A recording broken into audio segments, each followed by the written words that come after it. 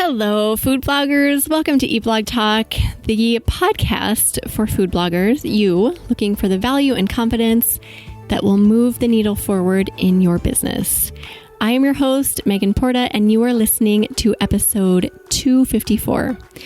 This episode is the third in a series called From Many Mistakes to Big Wins, where I will talk through specific mistakes I've made in my own blogging journey and how you can learn from my issues. Before we dive into this episode, I'd love to take some time to share about some resources here at Eat Blog Talk that will give you a chance to connect, gain confidence, and dig into food blogging in a new way, and honestly, just level up in your business growth and with your networking. One of the resources I don't mention much because it's fairly new, but I'll give some attention here, is the Eat Blog Talk Resource Library. While I ran the membership, which was probably a year-long venture, one of the things we did inside the membership that was super valuable was we hosted guest experts on Zoom calls and talked about all kinds of topics ranging from SEO to Pinterest to how to make $5 million as a woman to like so many other things. I couldn't even begin to list them all. I recorded all of these sessions, calls, and I put them in the resource library so that you can go through and watch them. I will link to the resource library in the show notes. It's a subscription-based situation, so you sign up and you get a certain amount of calls and also exclusive podcast episodes delivered to you each month, and you pay month to month. So go check that out. Also, one other thing I'll mention is that I have 2 coaching slots open as of the time of recording. Send me an email if you're interested in filling one of those slots, and we can talk about getting set up. This is a really great way to make a solid plan for your business for the coming year and to have accountability throughout the year. I will guide you through all of your goals and help you as much as I can along the way. And a reminder to go subscribe or follow, rate, and review Eat Blog Talk. Thank you so much in advance for doing this. Go to your favorite podcast player, tap on Eat Blog Talk, the show, and then you will scroll down a little bit until you see rate and review. And there you can leave an awesome rating and review. Thank you so much for doing that. Just a quick recap of the previous mistakes I've talked about in the first 2 episodes inside the series. I talked about my biggest mistake, which was thinking I could do everything on my own, episode 244. And in the previous episode in the series, I talked about how I overcomplicated everything for a lot of years in my business, episode 249. I will reiterate that I am not going to refer to my mistakes as failures. I'm going to keep saying that because I don't believe in failure. Let's embrace our mistakes as part of our businesses and as part of our journeys collectively, because they are what helps us to learn and grow.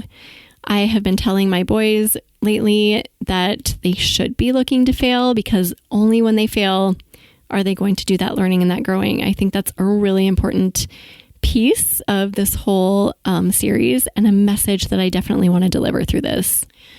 I did not create boundaries for myself for a really long time. This is such a timeless lesson that applies to every aspect of human life, and it definitely applies to food blogging with all the different balls we feel we need to keep juggling at any given moment. When my own personal food blogging journey began, there were literally like 3 things to do. Write and make a recipe, take and edit photos, and write a blog post. This was 100% doable, so I, quote, did it all. We all did back then. But then the world of food blogging started evolving. Pinterest entered the scene. Then recipe videos were huge. Facebook became a really good way to gain momentum, especially when combined with video creation. Brands began seeing the value of doing work with bloggers, so sponsored work became a focus. Then we collectively saw the need to not just take photos, but to take good food photography. Enter SEO and email marketing and keyword research and Instagram, and oh my gosh, this list could go on forever. It's the last one, that's why. Oh my gosh, you're amazing. And that's also because I have like 5. Wonderful youngest child just brought me a Twizzlers. That made me very happy. Thank you, Sam.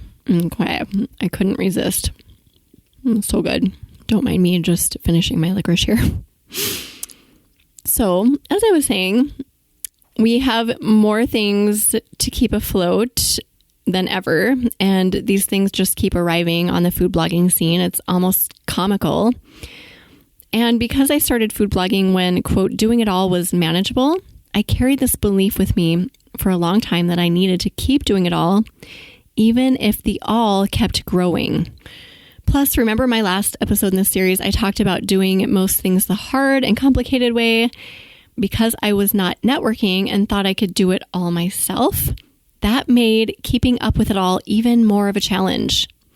Basically, I tried to adopt all the new things as they were happening because I didn't know any better. Once I realized that I needed to put boundaries on my life and my business, I was already frazzled and burned out. About 6 or 7 years into blogging, I saw the need to get work tasks onto a calendar. There was a lot to manage. I started seeing, so I wrote everything into my Google Calendar. When I had everything logged that I should be doing, it was totally overflowing and too packed to even understand what was going on. I ran out of room for everything, so I started putting tasks outside my normal work windows. I remember looking at my calendar one day and seeing work start times of 6 a.m. I never start working close to 6 a.m., so I'm not sure what I thought when I was planning that, putting all of that there, and how I thought I was going to squeeze it in. But I remember just laughing when I saw it. Like, what am I doing? What am I even thinking? This is not a feasible schedule, and I cannot carry on fooling myself and thinking I'm going to get all of this stuff done at who knows what time. Right around that time, I started hiring out my weekly emails, Facebook posts, and Pinterest, which opened up a ton of time for me. But then more things arrived on the scene. There were Instagram Reels, TikTok, web stories, idea pins, etc. The list goes on, as you know, which is where I, along with a lot of you, realized that setting some boundaries is an ongoing thing. New platforms, new strategies, and new tools will continue to bombard our businesses constantly.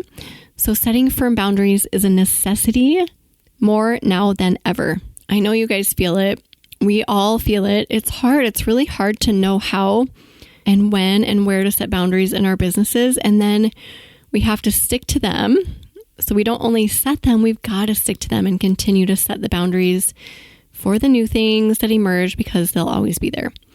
First, let's talk through what will happen if you do try to do all the things and you don't set boundaries in your business. And then after that, we'll chat about how to set those boundaries. What not setting boundaries got me and what it will get you. Number one, I was never an expert. I dug a mile wide and an inch deep for nearly 8 years. I dabbled in just about everything under the food blogging sun and never got really good at any aspect of it. I would see the food bloggers who would dig into really specific parts of the job. So whether that was photography, video, SEO, or any of the other aspects of it. And I saw how skilled they were becoming in these micro aspects of the whole scheme of food blogging. Trying to do it all ensured that I would never become an expert in any one particular area. Number two, burnout. I've talked about this before on the podcast, and it's one of the reasons that I started this podcast to help you all avoid burnout because it's a terrible place to be. I got to the point where burnout was a common point that I would get to probably 4 times a year.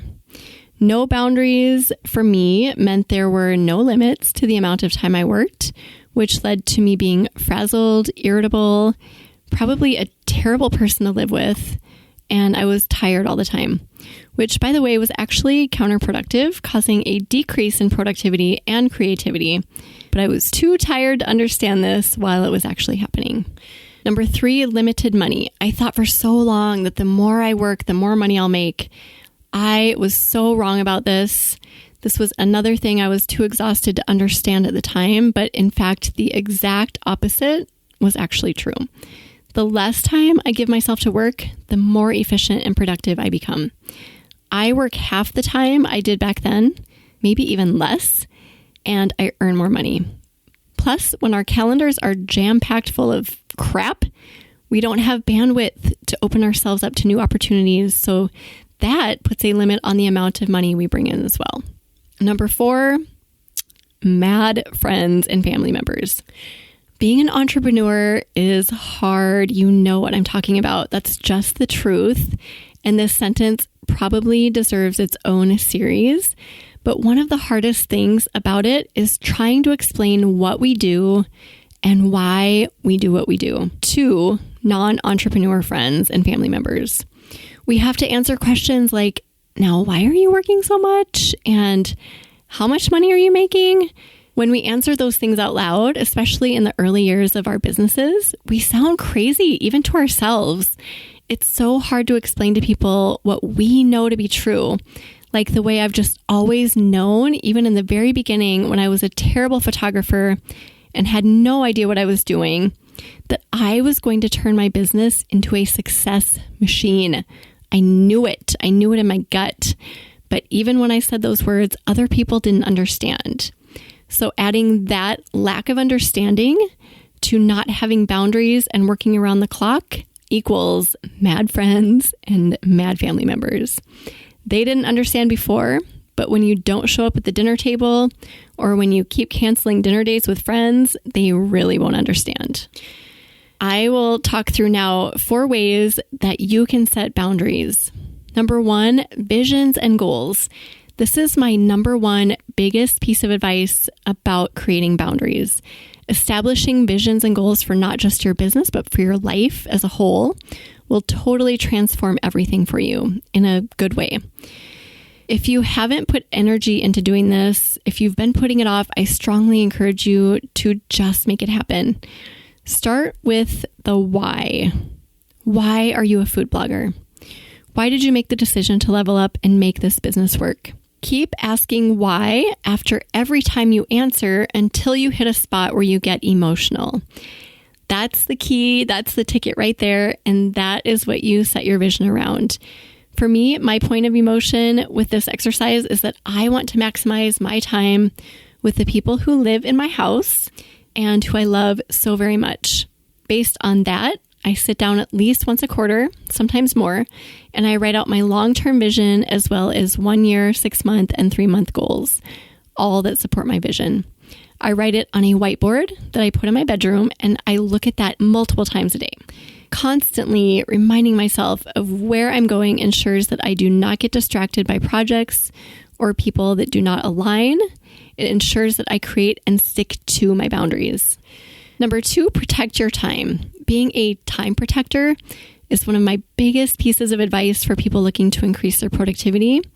Once you've established your boundaries, so you know exactly what you're doing for self-care, number 1, and family time, or people who are important to you, time, and you know exactly what you're doing for work, chisel these things in stone.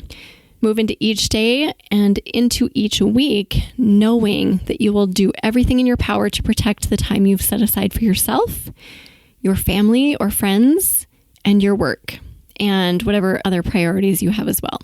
I'm probably on the extreme end of the spectrum to the degree where I don't even allow my pets in the same room as me while I'm working.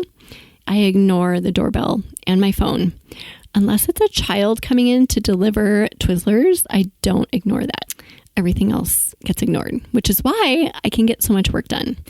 Number 3, theme your months and quarters. This is a newer concept for me, but I'm beginning to do this monthly and quarterly theming, thanks to a few other food bloggers who have shared their success stories with me on this topic. To start, try theming your month. An example would be, I'm going to create as many videos this month as possible. Everything else will involve either bare minimum work, or you will say no to, or at least no for now. This concept plays into the theme of batching, which I'm a huge fan of, because by focusing on a single task repeatedly within a specified time frame, you can be much more productive than if you break up that time with tasks that require a totally different mindset. Number 4, surround yourself with supportive people. This one is a biggie and something that I believe gets overlooked because it just seems so simple that it can't do any good. But it is everything. Surrounding yourself with the right people is absolutely everything. One bad piece of advice can sink an entrepreneur. When we have supportive, big thinkers, big dreamers, and people who align with what you want and where you're going and what you believe you can do, when we have those people in our circles, they will call us out when we are overstepping our own boundaries. So how do you find these people? Keep your eyes and ears open. You know when you meet those people who will be a positive influence in your life. I think we all feel it in our guts when we meet those people. Follow those feelings and seek them out. And once you have them in your circle, hold onto them. That is all for mistake number 3. So to recap, having boundaries is a must in our world of information overload. I hope that me sharing my mistakes and resulting lessons has been helpful. The next episode in this series will be number 262, published on December 13th, 2021. So stay tuned to hear about mistake number 4, which is investing in the wrong things and in some cases, avoiding making investments at all. All right, food bloggers, you guys are amazing. Thank you so much for listening. Have a great day, and I will see you next time. We're glad you could join us on this episode of Eat Blog Talk. For more resources based on today's discussion, as well as show notes and an opportunity to be on a future episode of the show, be sure to head to eatblogtalk.com. If you feel that hunger for information, we'll be here to feed you on Eat Blog Talk.